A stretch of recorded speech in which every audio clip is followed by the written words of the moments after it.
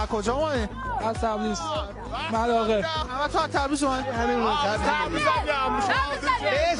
من خودم تو تیم جاوید کرج بازی کردم، منتخب کرج بازی کردم ولی تا تراکتوری.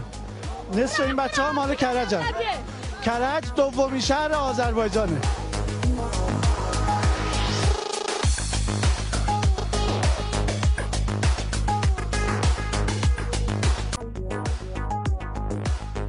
از تبریز اومدی همتون؟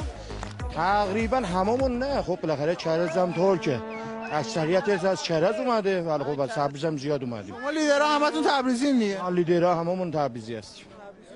چقدر تبریز اومدین؟ چند تا اتوبوسی؟ اتوبوسی نگرفتیم، همه با سواری اومدن، یه تعدادش با قطار اومدن، من خودم با قطار اومدم، همه خودش اومدن سواری. الان اینجا میزبانین دیگه؟ هر جا بریم میزبان ماییم.